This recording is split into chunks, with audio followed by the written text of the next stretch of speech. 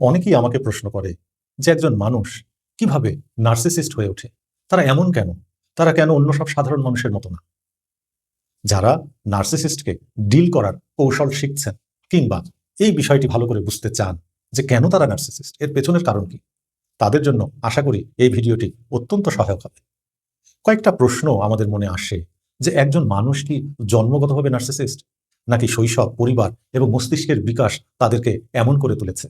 কেন একজন মানুষ অন্যের কষ্ট বুঝতে পারে না? কেন সে নিজের ভুল স্বীকার করে না? কেন সে আত্মসমালোচনা করতে পারে না? কেন অন্যের সমালোচনা সে সহ্য করতে পারে না? কেন সে এত বেশি ঈর্ষাপরায়ণ? কেন সে এত বেশি ম্যানিপুলেট করে? কেন সবসময় নিজেকে সেরা প্রমাণ করতে চায়? এটা কি শুধুই খারাপ চরিত্র, নাকি এটি কোনো ব্রেন কেমিস্ট্রির কারণে হয়েছে, নাকি কোনো চাইল্ডহুড ট্রমার কারণে, কিংবা পার্সোনালিটিটাই এভাবে ডেভেলপ করেছে? এই প্রশ্নগুলোর উত্তর আমরা খুঁজব এবং এই সম্পর্কে একটি বিস্তারিত আলোচনা আমি করছি আজকের ভিডিওতে।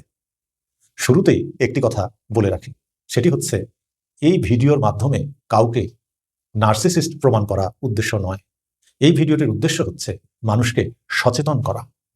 আপনার পার্টনার, আপনার বন্ধু, আপনার প্যারেন্টস, আপনার সহকর্মী, তারা কেন নার্সিসিস্ট, কিভাবে তারা নার্সিসিস্ট হয়ে উঠল, কিংবা আপনার সন্তান কি ভবিষ্যতে নার্সিসিস্ট হয়ে উঠতে পারে, সেজন্য প্রয়োজনীয় পদক্ষেপ কি হতে পারে, এই বিষয়গুলো বুঝতেও এই ভিডিওটি অনেক বেশি সহায়ক হবে।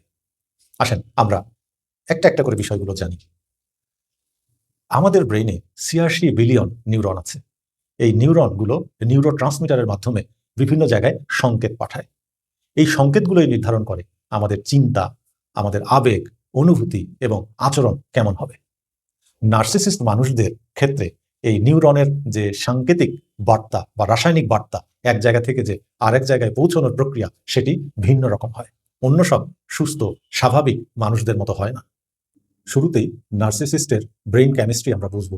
এক্ষেত্রে ৩টা হরমোনের কথা আমি বলবো। একটি হচ্ছে ডোপামিন, কর্টিসল এবং অক্সিটোসিন। আমরা জানি ডোপামিন একটা রিওয়ার্ড হরমোন, আমরা এই হরমোনের মাধ্যমে আনন্দ অনুভব করি। কিন্তু নার্সিসিস্ট ব্যক্তিরা কি করে, তারাও এই হরমোনের মাধ্যমে আনন্দ অনুভব করে, কিন্তু সেটা তারা চায় সামাজিক মর্যাদা এবং বাহ্যিক প্রশংসার মাধ্যমে। তাদেরকে যত বেশি প্রশংসা করা হবে, যত বেশি সামাজিক মর্যাদার অনুভব দেওয়া হবে, তারা তত বেশি মানসিক আনন্দ লাভ করবে, তারা ওইটা চায়। যেসব শিশু শৈশবে অনেক অবহেলা এবং অপমানের শিকার হয়, তাদের মধ্যে কর্টিসল নামক স্ট্রেস হরমোনের পরিমাণ বৃদ্ধি পায়। এই হরমোনের পরিমাণ যখন বৃদ্ধি পায়, তখন তাদের আবেগ এবং নিরাপত্তাবোধকে এই হরমোন প্রভাবিত করে। তারা তাদের আবেগকে নিয়ন্ত্রণ করতে পারে না। তাদের মধ্যে একটা নিরাপত্তাজনিত একটা ভীতি কাজ করে। ৩ নম্বর যে হরমোনটির কথা বলছি, অক্সিটোসিন, এটাকে বলা হয় বন্ডিং হরমোন। দেখা যায় যে একজন মানুষ আরেকজন মানুষের সাথে সংযোগ করে অনুভূতির মাধ্যমে, এবং সেই সংযোগটা হয় সহানুভূতির সংযোগ। কিন্তু নার্সিসিস্ট ব্যক্তিরা এই সংযোগটা ঠিকমতো করতে পারে না, ফলে তারা অন্য মানুষদের প্রতি সহানুভূতিশীল হয় না। আমরা যদি নার্সিসিস্টদের ব্রেন অ্যানাটমির দিকে তাকাই, তাহলে আমরা দেখব তাদের অ্যামিগডালা, যেটাকে আমরা ইমোশনাল অ্যালার্ম সিস্টেম বলি, সেটার কার্যকারিতায় সমস্যা থাকে। এর ফলে তারা আবেগটাকে ঠিকমতো বুঝতে পারে না। প্রিফ্রন্টাল কর্টেক্স, এইটা আমাদের বিচার বুদ্ধি ও আত্মনিয়ন্ত্রণকে পরিচালনা করে। এই অংশ যখন দুর্বল হয়ে যায়, তখন তারা আত্মসমালোচনা করতে পারে না, অন্যের সমালোচনা তারা সহ্য করতে পারে না। আরেকটি হচ্ছে এন্টেরিয়র ইনসুলা। এক্ষেত্রে কি হয়, দেখা গেছে যে অন্যের কষ্ট অনুভব করতে সাহায্য করে এই নেটওয়ার্কটি। নার্সিসিস্টিক ব্যক্তিত্বের যে মানুষেরা আছে, তাদের ক্ষেত্রে এই অংশটি একটু ভিন্নভাবে কাজ করে। নার্সিসিস্টিক পার্সোনালিটি ডিসঅর্ডার থাকলে মস্তিষ্কের গ্রে ম্যাটার, বিশেষ করে এই এন্টেরিয়র ইনসুলাতে কম পাওয়া যায়। তো গ্রে ম্যাটার কম থাকলে যেটা হয়, তারা অন্যের প্রতি সহানুভূতিশীল হতে পারে না, এবং সে কারণেই তারা এমপ্যাথি কম দেখায়। এরপরে আলোচনা করি শৈশব ও পারিবারিক প্রভাব। এখানে একটা বিষয় বলা দরকার, সেটি হচ্ছে শুধুমাত্র অবহেলা বা অপমানের মাধ্যমেই যে একজন শিশু নার্সিসিস্ট হয়ে ওঠে ভবিষ্যতে, তা নয়। যদি একজন শিশুকে সবসময় প্রশংসা করা হয়, তাকে বলা হয় তুমিই সেরা, তুমি কখনো ভুল করো না, এর ফলে সে বাস্তবতার সাথে কোনো সম্পর্ক করতে পারে না, সে বাস্তবতাকে বুঝতে পারে না।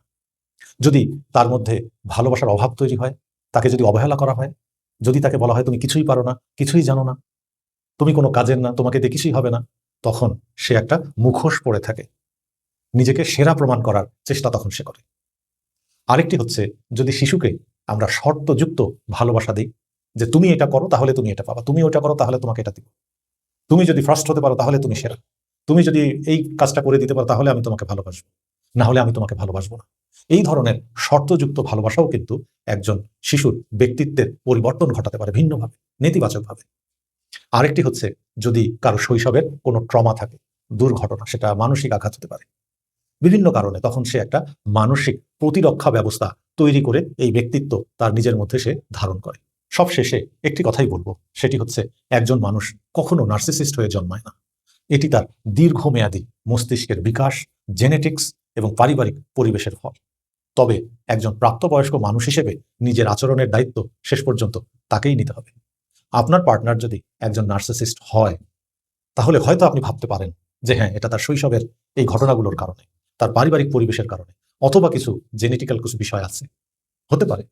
কিন্তু তার মানে এই না যে উনি আপনাকে অপমান করবেন, আপনার সাথে প্রতারণা করবেন, বা আপনাকে মানসিকভাবে নির্যাতন করবেন, শারীরিকভাবে নির্যাতন করবেন।